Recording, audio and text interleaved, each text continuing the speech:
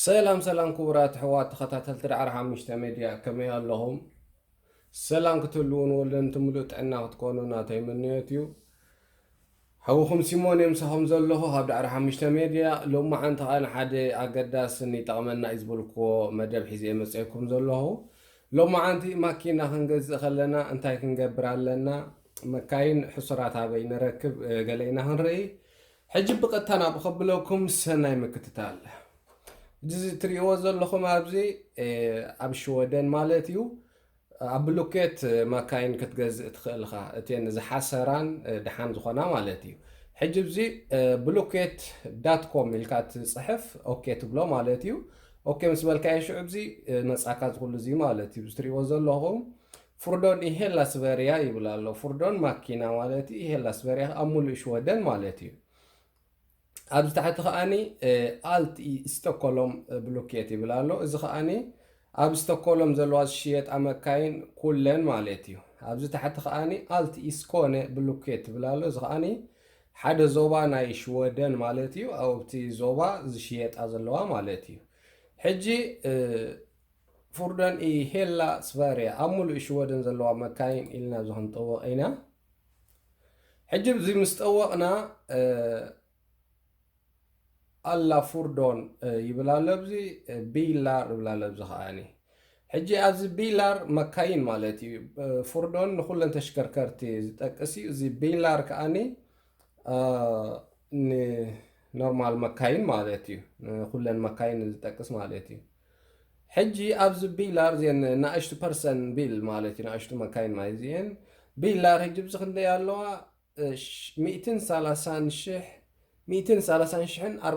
130,415 መካይን ኣለዋ ይብል ኣሎ። ሕጂ ብዚ ቢላር ዝብል ዘሎ እዚ ንጥወቕ ማለት እዩ። ሕጂ ብዚ ምስ ጠወቕና ብዙሕ ስታይ መፂ ኣሎ። እተን ዓይነት መካይን በብክስታይን መፂና ኣሎ። ኣብዚ ቮልክስቫገን 17,257 ኣለዋ ኣብዚ ዝሽየጥ ኣብላ ኣሎ። ቮልቮ ከዓኒ 16,680 ይብል ኣሎ። BMW ከምኡ ኣውዲ መርሴድስ ቤንዝ ፎርድ ረናውልት ገለ ዝብል ኣሎ። ዝኩሉ እዚ ማለት እዩ እዘን ኩለን መካይን ኣብዚ ክንረኸበን ንኽእል ማለት እዩ። እዚ ብሎኬት ዝበሃል ዌብሳይት እዚ ብጣዕሚ ዓብ ዌብሳይት እዩ። ሕጂ እዚ ክትሸይጥ እንተኾንካ ኣብዚ ንህለኩም ፕሪስ ይብል ኣሎ። እዚ ዋጋ ማለት እዩ። እዚ ሞዴል ኦር እቲ ናተን ሞዴል ዝተሰርሓሉ ገለ ማለት እዩ። እዚ ትመልኦ እዚ ኩሉ እቲ ዘድሊ ብዚ ትፅሕፈሉ ማለት እዩ። እዚ ትሪእዎ ዘለኹም እዚ ክትሸይጥ እንትኾንካ ንሕና ግን ክንገዝእ ኢና እንደሊ ዘለና። ሕጂ እዚ ሴልያስ ናይ መሸጣ ዝነበረ እዚ ሾፕስ ናብ ክንገዝእ ንቕይሮ እዚ ማለት እዚ ንጥውቆ። ሕጂ እተን ዝሽየጣ ኩለን ኣብዚ ብሎኬት ወሪደን ዘለዋ ኣብዚ ክመፃና እነ ማለት እዩ። ሕጂ ትሪእዎና ኣለኹም። ሕጂ ክንከይድ ኢና ንታሕቲ በዚ ጌርና ንታሕቲ ንወርድ ማለት እዩ። ብታሕቲ ዘለዋ መካይን ኩለን ወሪደን ዘለዋ ንሪአን ትሪእዎና ኣለኹም። ኣብዚ ወሪደን ኣለዋ። ሕጂ ኣብዚ ንህለኩም እቲ ቢላር ሃላንድ ይብል ኣሎ። ሕጂ ቢላር መካይን ማለት ሃላንድ ከዓ ሓደ ዞባ ናይ ሽወደን ማለት እዩ። እዚኣ ሕጂ ማእስ ወሪዳ ናብዚ ዕዳጋ ኢዳግ 727 ይብል ኣሎ። ሎሙ ንግሆ 7 ፈረቓን ወሪዳ ብላ ኣሎ ማለት እዩ። ሕጂ ነዚኣ ደስ እንተይልሃካ ክትገዝኣ እንተደሊኻ ነዚኣ ጠዊቕካ ትሪኣ ማለት ከምዚ ጌርካ ትዕብያ። ከምዚ ጌርካ ዕብይኻ ብድሕሪኡ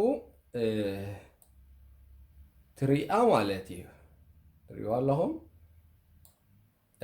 ትርከቦ ቦታ ኣብዚ ንህለኩም እዚ ናይ ማፕ ኣብዚ ኣቲኻ ክትረኸባ ትኽእልካ ብትክክል ኣበይ ቦታ ኣላ።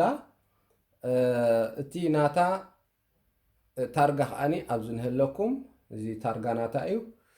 ሕጂ ካልእ ቴሌፎን ናይቲ ሰብ ከዓኒ ኣብዚ ክህሊ ይግድን። ትሪእዎ ኣለኹም ኣብዚ ቴሌፎን ናቱ ኣብዚ ንህለኩም። እዚ ቴሌፎን እዚ ትሪእዎ ኣለኹም። በዚ ጌርካ ትድውለሉ ሓበሬታ ገለ እንተደሊኻ ናይታ ማኪና ማለት እዩ እንታይ ዝብለካ ትሰምዕ ማለት እዩ። ኩሉ ግዜ ንሶን ግን ማኪናይ ፅብቕቲ እያ ማኪናይ ከምዚኣ ገለገለ እዮም ዝብሉ በዚ ወይ መሰጅ ከዓኒ በዚ ክትፅሕፈሎም ትኽእል ማለት እዩ። ኩካ መደላ እንደብላሎ እዚ ሰንድ መሰጅ ማለት እዩ። ሕጂ ምስኦም ብዙሕ ምድውዋል ገለ ኣየድልየካ ንስኻ ቀዲምካ ባዕልካ ቸክ ክትገብር ኣለካ። ትሪእዎ ኣለኹም እዚ ታርጋ እዚ FJA 011 ይብል ኣሎ ሕጂ ነዚ ታርጋ ወሲድካ ቸክ ትገብረሉ ሓደ ናይ ቸክ መግበሪ ዌብሳይት ኣሎ ማለት እዩ ባዕልኻ እታ ማኪና ጥዕናኣ ክሳብ ክንደይ ጥዕትያ ቸክ ትገብረሉ ኣሎ ኣብኡ ኣቲና ሕጂ ቸክ ክንገብራ ኢና ማለት እዩ እዛ ማኪና እዚኣ ክሳብ ክንደይ ጥዕትያ ማለት እዩ እዚ ሕጂ እንታይ ይበሃል እዚ ቢል ኦፕጊፍተር ይበሃል ትሪእዎ ኣለኹም ኣብዚ ቢል ኦፕጊፍተር ትፅሕፍ ኣብዚኣ ጎግል መፂኻ ኦኬ ምስ በልካ ሽዑ ኣብዚ ንህለኩም እዚኣ ቢል ኦፕጊፍተር ትብል እዚኣ ትመፃካ ነዚኣ ትጥውቃ ማለት እዩ ሕጂ ነዚኣ ምስ ጠወቕካያ ኣብዚ ንህለኩም እዚ ሬጅስትሪንግ ኑመር እእቱ ይብለን ኣሎ ብዚ ማለት እዩ ሕጂ ብዚኣ ነታ ታርጋ ናይቲኣ ኣብኣ የእትዋ ማለት እዩ FJA 011 ትብል ነራ ሓቀ ሕጂ ከምዚኣ ጌርና ብዚኣ ሰርች ንብላ ማለት እዩ ነዚኣ እዚኣ ጌርና ሼር ምስ በልናያ ሕጂ ትደልላ ብሙሉእ ኢንፎርሜሽን ናይታ ማኪና ኣብዚ የምፃልና ማለት እዩ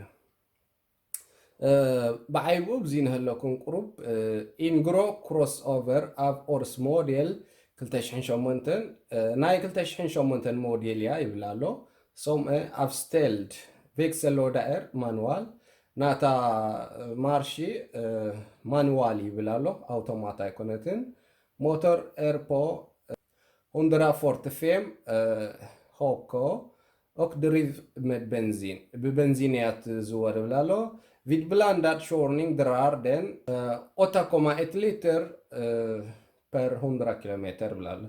Shomontenet var 1 liter توصل 100 kilometer nedadi ማለት እዩ. Vi uppskattar den årliga körsträckan till 2738 miles. እዚ ሕጂ ኣብ ዓመት ክትከዶ ዘለዋ ማክሲማም እዚ ማለት እዩ 2738 ማይልስ ማለት እዩ እዚ ኣዝዩ ብዙሕ እዩ ናብ ኪሎ ሜትር እንተቀይርናዮ ክንከዶ ይንኽእል ኢና ማለት እዩ ዳርጋ ፍርቂ ኢና ንዝውር ከምኡ ማለት እዩ ሕጂ ብዝኾነ ናብቲ ጉዳይና ክንኣቱ ናብቲ ትክክል ኢንፎርሜሽን ኣብ ታሕቲ እዩ ዘሎ ሕጂ ትቐንዲ ናታ ስታይ ሓበሬታ ማለት እዩ ትሪእዎ ዘለኹም እዚ ብሙሉኡ ናይታ ማኪና ምስጢራት ማለት እዩ ብሙሉኡ ነቲ ኣውቲስታስ ብዙሕ ምዝራብ ኣየድልየካን እዩ እዚ ማእሲ ቸክ ኣግቢርዋ እንታይ ማኪና ፀገም ኣለዋ እታ ማኪና ኣብዚ ኩሉ ትፈልጦ ማለት እዩ ትሪእዎ ዘለኹም ሕጂ ብዚ ቀዳማይ ፋብሪካ ትብል ኣሎ ሕጂ ፋብሪካ ናይታ ማኪናስ እንታይ ማለት እዩ ኣብዚ ሕጂ ፎርድ እያ እታ ማኪና ማለት እዩ ሞዴል ኣብዚ ኤስ ማክስ ይብል ኣሎ ፎርዱነርስ ኦር ሞዴል ኦር ናይታ ማኪና ሞዴል ዝተሰርሐትሉ ናብ ጥቕሚ ዝወዓለህሉ ከዓኒ ኣብዚ 2008 ይብል ኣሎ ናይ 2008 ሞዴል እያ ማለት እዩ ሬጅስትሪንግ ኑመር ናታ ታርጋ ከዓኒ ልክዕ እዚ ማለት እዩ FJA 011 እዚ ማለት እዩ እዚ ኩሉ ካብቲ ዝደቀቀ ክሳብቲ ዝዓበየ ኢንፎርሜሽን ኣብዚ ክንረኽቦ ንኽእል ኢና ማለት እዩ ሕጂ ኣብዚ እንታይ ኣሎ ኢምፐርት ኢንፈርሰል ይብል ኣሎ እናይ ይብል ኣሎ እዚ ሕጂ ፎሽት ረጅስትሬራድ 2008 ወርሒ 2 ዕለት 20 ቀዳማይ ናብ ትራፊክ ዝመፅህሉ ማለት እዩ ተሰሪሓ ናብ ጥቕሚ ናብ ዕዳጋ ዝመፅህሉ ማለት እዩ እዚ ትራፊክ ኢስቨርያ ኣብ ሽወደን ዝኣተወህሉ ዝጀመረህሉ ስራሕታ ማኪና ከዓኒ 2009 ወርሒ 3 ዕለት 31 ማለት እዩ ንቅፅል ኢና ንታሕታን ከይድና ሕጂ ኣንታል ኤጋረ እዚኣ ማኪና እዚኣሲ ክንደይ ኣውቲስታ ቀይራ ክንደይ ሰብ ሒዞማ ነይሮም ይብላ ኣሎ እዚ ኣገዳሲ ኣንታል ኤጋረ ቅድሚኻስ ክንደይ ሒዞማ ነይሮም ይብላ ኣሎ እዚ 5 ሰብ ሒዞማ ነይሮም ቅድሚኻ ብላ ኣሎ ሕጂ ሰናስት ኤጋረ ቢተ ናይ መወዳእታ ኣውቲስታ ዝቀየረህሉ ዝተሸጠህሉ 2019 ወርሒ 11 ዕለት 28 እዩ ማለት እዩ ሰናስት በሲክታድ እዚ ከዓ ናይ መወዳእታ እታ ማኪና ቸክ ዝገበረህሉ ማለት እዩ ማኪና ኣብ ዓመት ቸክ ተግብራእኻ ዝኾነ ፀገም ከይህልዋ ፀገም እንተሃልይዎ ኣይሕልፍዋን እዮም ማለት እዩ እዚኣ ክትዝወራ ይትኽእልኛ ኢሎም ይእጉድኻ ገለ ሕጂ እዚ ትሪእዋ ዘለኹም እዚኣ ቸክ ኣግቢሮማ ማለት እዩ 2019 ወርሒ 2 ዕለት 26 ሓንቲ ግዜ ብዚኣ ቸክ ምስ ገበርዋ ብድሕሩ ዓመት ትዝወር ማለት እዩ ሰብ ክጥቀመላ ክእል ኣብ ዓመት ማለት እዩ ምስ ሰከንድ ሃንድ ገለ እንተገዚእኻያ ማለት እዩ ኣብዚ ከዓኒ መታረ ስተልኒንግ በሲክትኒንግ ይብል ኣሎ ኣብዚ እቲያ ማኪና ክንደይ ከይዳ እዚ 22,5 ማይልን ከይዳላ ማለት እዩ ትሪእዎ ኣለኹም እቲያ ማኪና ዝኸደቶ ማለት እዩ እዚኣ ብዙሕ ከይዳላ ማለት እዩ ነስታ በሲክታድ ሴናስት ኣብ ዝመፅእ ቸክ ክትገብረሉ ዘለዋ ከዓኒ መወዳእታ 2020 ወርሒ 4 ዕለት 30 እዩ ማለት እዩ እዚ ከዓኒ እቲ ቸክ ክትገብረሉ ዘለዋ ኣብ ትራፊክ ማለት እዩ ኣብዚ ዕለዚ ቸክ እንተዘይግቢርካ እታ ማኪና ኣብ ክትዝውራ ኣይፍቀድን እዩ ፈርቡድ ዝብል ኩልኩል እዩ ዝብል ካብ ትራፊክ ባርኬት ይስደደካ ክትዝውራ ከዓ ኣይፍቀደካን እታ ማኪና ተኣጊዳላ ማለት ቸክ ስለ ዘይግበርካያ ማለት እዩ ሚልዮ ክላስ 2005 ንብል ኣሎ ሕጂ ብዚ ንኺድ ኣብ ታሕቲ ከዓኒ ክርኢና ማለት እዩ እዚ ብዙሕ ዘገድስ ኣይኮነን ምርኣዩ ፅቡቕ እዩ ግን ካብኡ ንላዕሊ ኣገዳሲ ነገር ኣሎ ብዚ ታሕቲ ከዓ ንፈልጦ ዘለና ትሪእዎ ኣለኹም እዚ ሕጂ እታ ማኪና ቸክ ዝገበረህሉ ስታይ ማለት እዩ ወይ ናብ ካልእ ዝተሸጠህሉ ዝተቐየረህሉ ማለት እዩ እዚ ኤጋረ ቤተ ይብል ኣሎ ኣብዚ 2019 ወርሒ 11 ዕለት 28 ሓድሽ ኤጋረ ናብ ካልእ ዝተሸጠህሉ ማለት እዩ እዚ ትራፊክ ስታቲዩስ ኣብዚ ከዓኒ ኤጋረ ቤተ ቂድሙ 2019 ወርሒ 10 ተሸይጣ ነይራ ናብ ካልእ ሕጂ ብዚ በሲክታድ እዚ በሲክቲንግ እዚ ናይ ማኪና ቸክ መግበሪ ማለት እዩ በሲክታድ ዝብል ዘሎ ጉድሸንት ኣብዚ ሓሊፋ ኣላ ማለት እታ ማኪና ቸክ ኣግቢሮማ ኣብዚ ሓሊፋ ኣላ ጉድሸንት ይብል ኣሎ እዚ 22,500 ማይልን ከዓኒ ከይዳ ነይራ ክሳብ ኣብዚ ጉድሸንት ዝተባህለህሉ ማለት እዩ ኣብ ቅድሚኡ ዝነበረ ጉድሸንት ከዓኒ ህለኩም እዚ ሓሊፋ ነይራ ብኡ ከዓኒ 2018 ወርሒ 3 ዕለት 14 ማለት እዩ እዚ ኩልኩም ማለት እዩ ንህለኩም ትሪእዎ ኣለኹም ኣብዚኣ ሕጂ ኣይሓለፈትን ኣብዚኣ ሕጂ ፀገማት ብዙሕ እንተሃሊዋ ቸክ ተግብራ ከለካ እታ ማኪና ኣይሓለፈትን ኪድዕሪኻያ ምፃእ ኢሎም ንሰዱካ እዮም ትሪእዎ ኣለኹም እዚ ኢከ ጉድሸንት ይብላ ኣሎ ሕጂ እዚ እታ ማኪና ኣይሓለፈትን ፀገም ኣለዋ ኢሎም ከለዉ ማለት እዩ እዚ እዛ ማኪና ሕጂ ሓንቲ ግዜ ፀገም ጌራ ብድሕሪኡ ዕርዩ ተመሊስዎም ጉድሸንት ኢሎም ኣሕሊፎም ኣለዉ ማለት እዩ እዚ ሕጂ ከምኡ እዩ እዚ እታ ማኪና ክሳብ ክንደይ ፀገማት ኣለዋ ገለመለ ንርኢ ማለት እዩ ሕጂ እዚ ትሪእዎ ዘለኹም ጉድሸንት ሓንቲ ግዜ ተባሂላ ማለት እዩ እዚኣ ሕጂ ክንቅፅል ኢና በዚ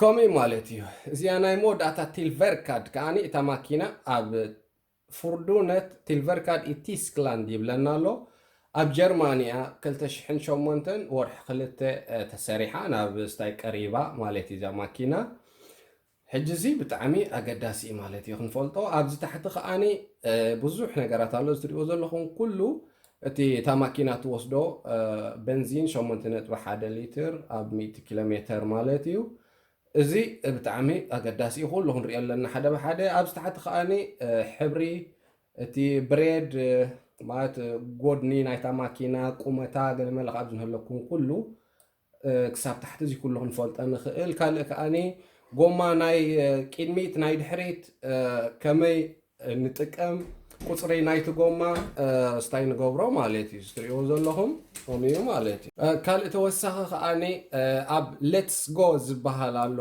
ኣብ ሞባይልና ነውርዶ ኣብኡ ኸድና ከዓኒ ነቲ ኣፕ ኣውሪድና ክንረክብ ንኽእል ኢና ማለት እዩ ከዓኒ ብዙሓት መካይን ኣለዋ ሕሱራት ዝሽየጣ ማለት እዩ ኣብኡ ኸድና ከዓኒ ክንረክብ ንኽእል ኢና ማለት እዩ ሕጂ ከምዚ ጌርና ኩሉ ቼክ ጌርና ምስ ወዳእና እንታይ ንገብር ብድሕሪኡ ነቲ ኣውቲስታ ንድውለሉ ወይ መሰጅ ንፅሕፈሉ ገለ ንረኽቦ ማለት እዩ ሽዑ ምስ ረኸብናዮ ነታ ማኪና ብታሕቲ ዝኾነ ዝመረተ ሓፃውን ዝመሽመሸ ከይህሉ ብታሕቲ ኣቲና ቸክ ክንገብሮ ኣለና ዝኾነ ዝመረተ ሓፃውን መታን ከይህሉ ካልኣይ ከዓኒ ዘይቲ ካብ ሞተር ዝነጥብ ፈሳሲ ከይህሉ ብግቡእ ክንከታተሉ ኣለና ሞተር ከምኡ ጌርና ፅቡቅ ጌርና ክንከታተሉ ኣለና ንሱ ማለት እዩ ብድሕሪኡ ኣብ ማኪና ኮፍ ኢልና ነቲ ፍሬኖ ብዙሕ ግዜ ንጥውቆ ነቲ ፍሬኖ ብዙሕ ግዜ ጠዊቕና ብድሕሪኡ መፍትሒ እቲና ምስ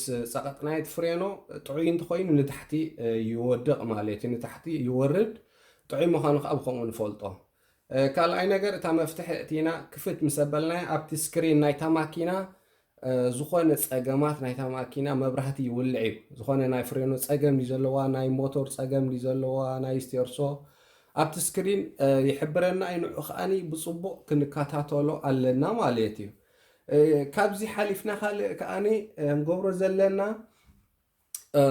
እታ ማኪና ናብ ንፈልጦ መካኒክ ዓርክና ዲ ገለ ወይ ንፈልጦ ጋራጅ ገለ እንተሃልዩ ኣብኡ ከድና ከዓኒ ቸክ ክነግብራ ከዓኒ ተመራፂ እዩ ማለት እዩ ማለት ኣለዎም ንዕኦም ኣብቲ ማኪና ዝኣቱ ብኮምፒተር ቸክ ተግብሮ ማለት እታ ማኪና እንታይ ፀገም ኣለዋ ገለ ዘርኢ ብጣዕሚ ሓደ ኣገዳሲ ኤሌክትሮኒክስ ኣሎ ምዕቡል ኣገባብ ማለት እዩ ናይታ ማኪና ጥዕና መፍለጢ ብኡ ከዓኒ ክንፈልጥ ንኽእል እዩ እዚ ኩሉ ቸክ ጌርና እታ ማኪና በቃ እንተ ዓጊብናላ ገለ ብድሕሪኡ ንገዝኣ ንወዓዓል ገለ ማለት እዩ ሕጂ ማኪና ክንገዝእ ከለና ከምዚኣ ክንገብር ኣለና እየ ዝብለኩም ብዝተረፈ ናይ ሎማዓንቲ መደበይ ኣብዚ ወዲእ ኣለኹ ቁሩብ ተማሂርኩም ክትኮኑ ተስፋ ይገብር ኣብ ቀፃሊ ካብዚ ብዝበለፀ ብካልእ መደብ ክመፃኩም እየ ሓዊኹም ሲሞን ካብ ዳዕር 5 ሜድያ ክሳብ ኣብ ቀፃሊ ንራኸብ ሰሰናይ ንዓኹም ቻው ቻው